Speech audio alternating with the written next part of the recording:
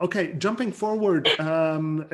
So we also have a guest from a membership puzzle project, Ariel Zirulnik, who's been running the Membership in News Fund. So now we're going to move to an open discussion, but Ariel, I wanted to sort of ask you a couple of questions first. Thank you so much for joining.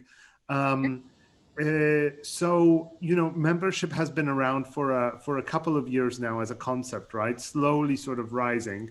But the last year, at least from my perspective, it really became something huge. To some extent, silver lining to the whole Corona story. People did react and support the news. Does that feel like a sort of a vindication of just, how much your efforts have been rewarded?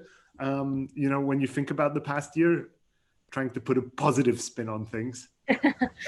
I think I don't know if it's a vindication of Membership Puzzle Project as much as a vindication of those newsrooms who have developed the capacity to listen to their audience members and deliver the journalism that audience members need in their moments of need, their efforts to build community, their efforts to sort of listen to their readers and reflect that back and develop these really strong audience feedback loops. Those organizations that saw the strongest results during coronavirus were also often those organizations who were doing the best job at listening to their readers and had that sort of the test and learn capacity that Irina just mentioned, that ability to try something, measure very quickly whether it is working, and then double down on that if it is. So, I'm very happy to see the membership has taken off, but I think that's much more a vindication of the newsroom's work than Membership Puzzle Project's work. Mm-hmm. Absolutely, but I think that there certainly, when I look at sort of the work of MPP, it's done a lot to popularize or sort of spread the word about this kind of. So certainly a lot of benefits coming from that. One thing that I wanted to ask about. So and by the way, we have some questions about UP Sevgir from Ira. I'll get to those in just a second. Where is it going now? Where do we go from here in terms of membership? Because obviously, the media have asked readers to support them. Readers have supported them, but where is the innovation taking us? What is sort of next? Is it developing more sophisticated offers like we've seen with Ukrainska Pravda or Agora? Is it sort of, are we going to become craft beer salesmen? Like, where does the next level of growth come from, in your view? I have some potentially interesting answers and some boring, but also very important answers. I'll start with the boring, important answer. We need better tools to manage our membership programs.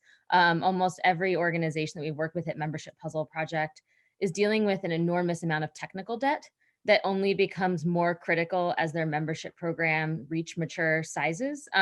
Irina mentioned the challenge of recurring payments. Outside of the US and Western Europe, recurring payment processing is a huge, huge challenge that sucks up tons of staff time that could otherwise be spent on building community, doing journalism. I see Irina nodding very vigorously. So that's a very important but boring part of the puzzle. And I hope that this sort of vindication of the membership model leads to some real investment in developing the tools further so that newsrooms are not sort of drowning in this technical debt that so many of them are. And then from an actual development of the membership model, some of the things that we're watching at MPP with the most interest are sort of the deepening of member relationships and newsrooms' gradual realization that they can ask people to do more than give them money.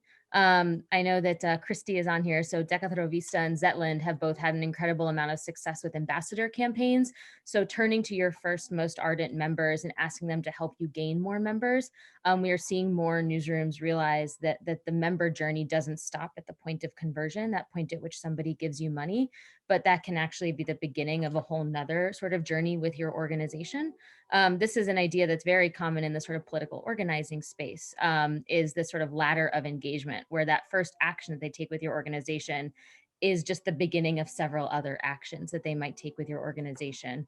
And we're beginning to see a lot of newsrooms begin to experiment with asking their members to help them build community. For example, Radio Ambulante in Latin America has asked their listeners to host listening clubs.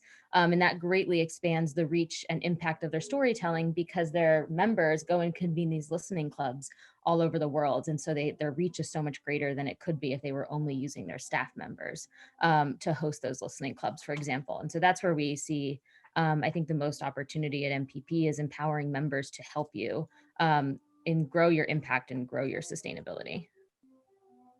So certainly sort of there's a huge marketing opportunity, and it sounds something that also resonates with what you were saying, Irina. The other side, obviously, the technology. We're seeing more. I don't know if a lot, but it feels like more solutions to manage memberships are popping up. A lot of also country-specific ones. I mean, looking from the side, on the one hand, that's great. On the other hand, they are still relatively unsophisticated. There is much more that we can do, especially when it comes to processing data. Just to add to it, when we're preparing to make all the integrations for this new project that meant membership, we had to rebuild the entire website, the entire coding to the website. So we made a new platform to be able to integrate membership, and that was consuming. I don't think we could manage that with an IT developer, for example, if we would not have any support from donors and grants that gave us the capacity to hire an IT developer and project manager and so on. So the technology is a big part of this story, and one of the biggest. I absolutely agree. And, it was just bringing back some memories as well. I was part of Kiev Post at the time when it became the first Ukrainian media to have a paywall back in, I think it was 2012, 2013. And the payment processing was such a nightmare. We were losing like a quarter of payments along the way, just disappearing, with lots of frustration on the member, on the sort of the reader side. Sevgi, there's a couple of questions here that are regarding specific numbers about UPE's membership club. Not sure how much of this you're ready or you want to share, but can you say a little bit more about how many people have sort of joined, or what's the breakdown between? Already we have 2,500 members of UPE Club. I mean UPE Club and UPE Toloka. In UPE Editors Club, we have 25 members, which is, I think, successful. We have a plan to together like 50 members of Editors Club. Now we have 25 people, but this club depends from lockdown situation. Because sometimes we have restrictions not to organize some events offline, and it's hard to cover online events, offline events. So you should think about security first, security of your readers, security of members of this Editors Club. So in UPE Toloka and UPE Club, we have now 2,500 members. Also, some questions were about what are the roles of people in a team that works on your membership models? What are the people specifically responsible for? We have a communication. We have a community manager, which is Valia. Of course.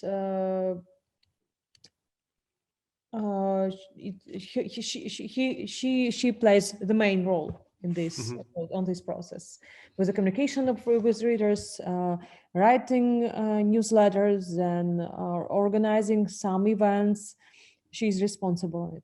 Also, we are talking about marketing strategy.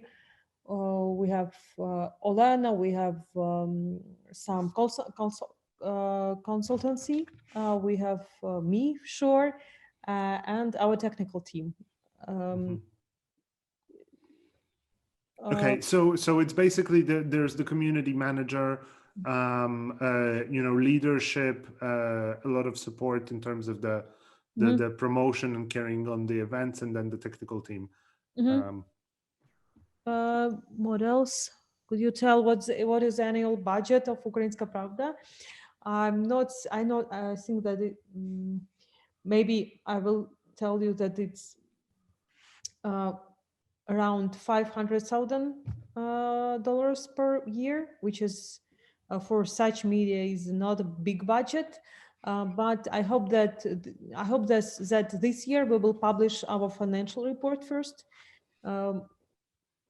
We do everything possible that it will happen this year. So, and you will show, and for our readers, because our readers, our members of this club, also asked us last week we have we had this meeting with our team and our readers, and one of the reader asked us when you will plan to publish your financial report, and we answered that maybe at the end of this year we will publish our first financial report, which is I think very important for all Ukrainian media market, because we have some myths, legends about different media and about budgets of media.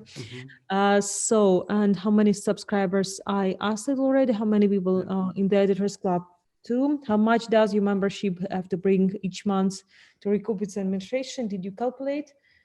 I think it's around 20%. Maybe like 20% of each month. So I think overall, in terms of on the annual level, it's already been 10%. And given that you launched in the of costs covered, and given that you launched in the middle of the year, that the math would indicate that it's 20.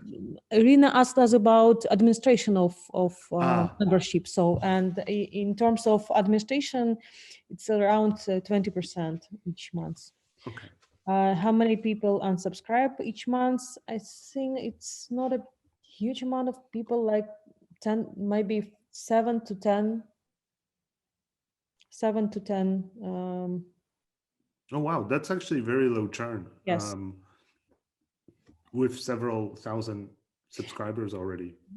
What are the roles? I asked it already. So yeah, okay, fantastic. Thank you so much, Sergil. Crowdfunding campaigns for single projects? No, but maybe this year we will create this crowdfunding project with our editors, UPEC Editors Club. Because different members of this UPE Editors Club asked us if you will create very interesting social projects. We will be very happy to support it. Okay, Irena. Yeah, so I had this crazy idea. We plan to launch a crowdfunding campaign, but first of all to use the first money, the first 5,000 euros we received from membership, to invest them in new media campaigns that our journalists have. So we want to invest that, and then after that launch crowdfunding for those projects to continue. Okay, fantastic.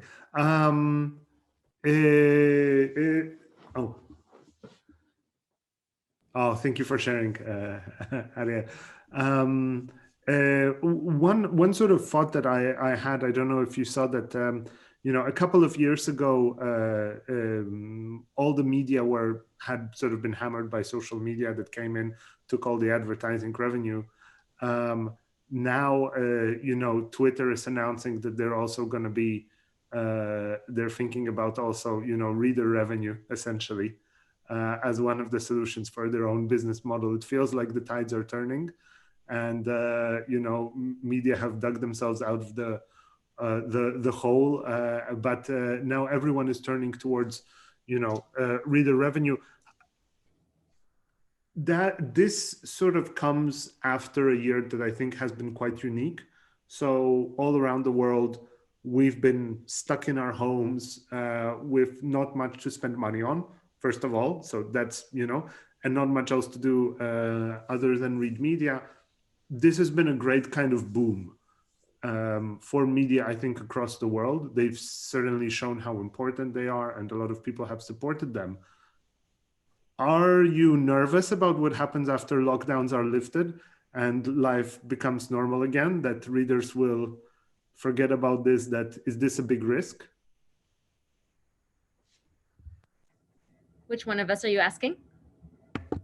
All of you, but Ariel, maybe you can answer first. It feels like you have some views on this. I think that there's a tremendous risk, particularly to legacy organizations, if they do not take this opportunity to get to know what we've been sort of calling the coronavirus bump, right? Like so many subscribers and members of news organizations joined during the coronavirus crisis in a state of emergency, in a state of personal emergency.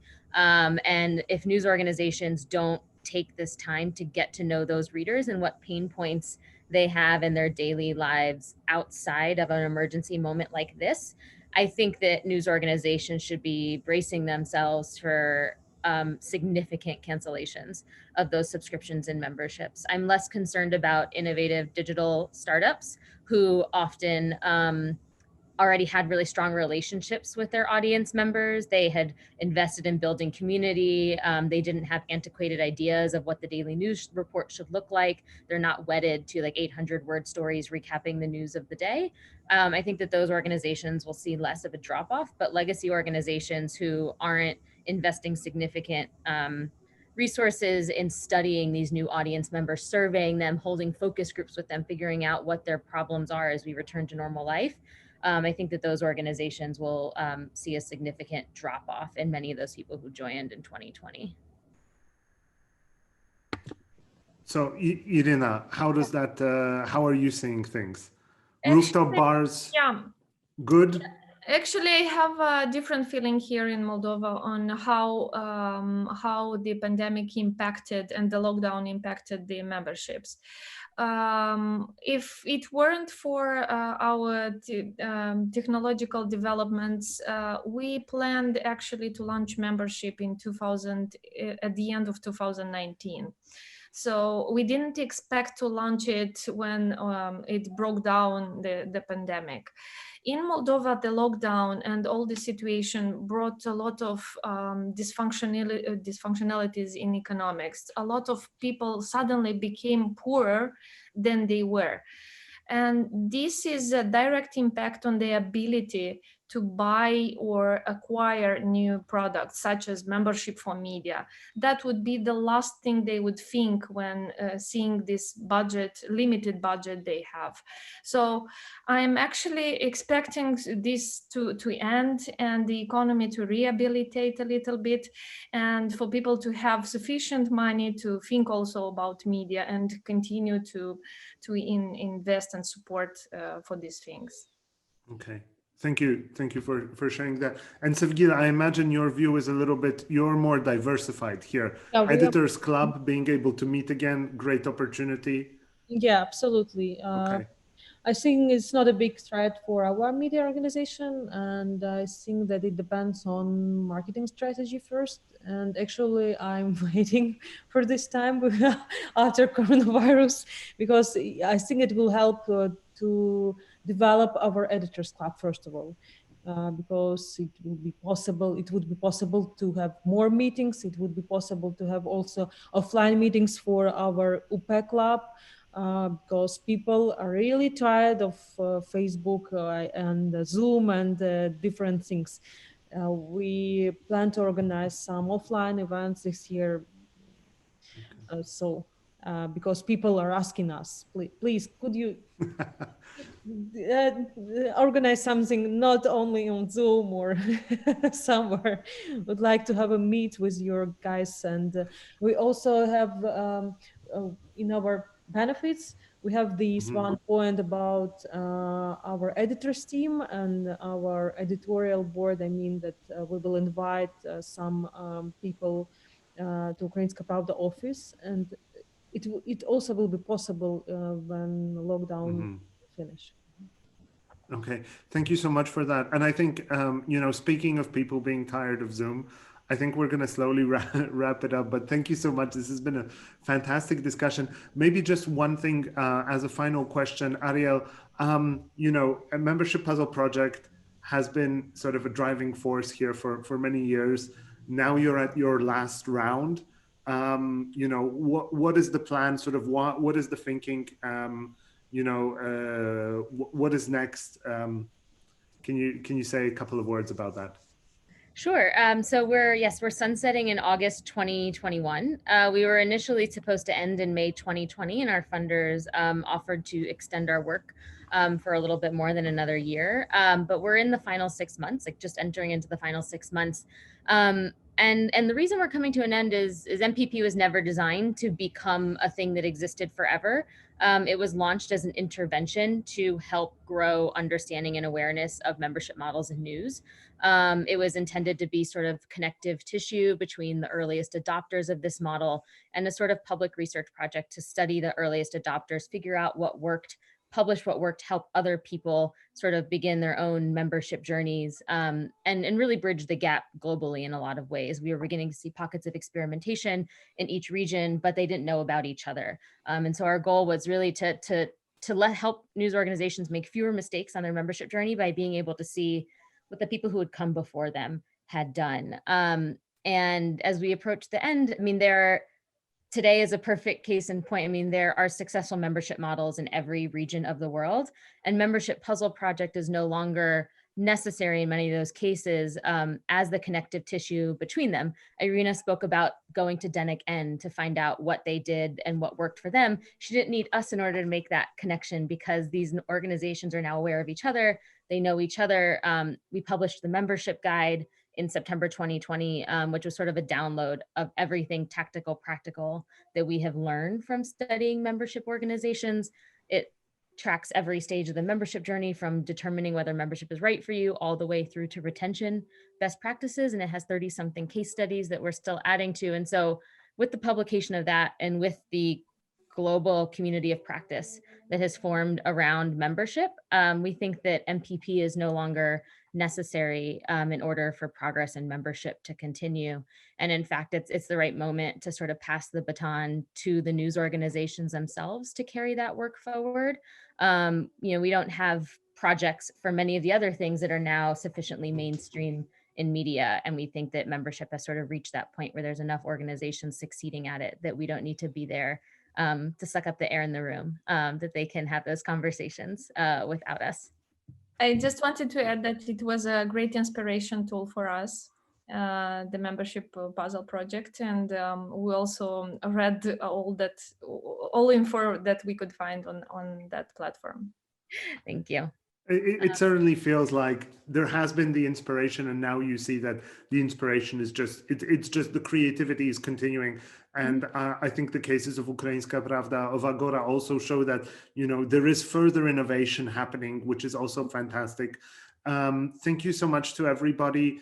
Once again, we will be sharing the presentations and the videos later after the end of the or 10-day event. Thank you so much to Sevgil, Irina, Ariel. It's been a true pleasure to you know, talk about membership. Thank you so much for joining in on a Saturday evening or Saturday afternoon. Hope that everyone else will enjoy the rest of their weekend and have a great evening.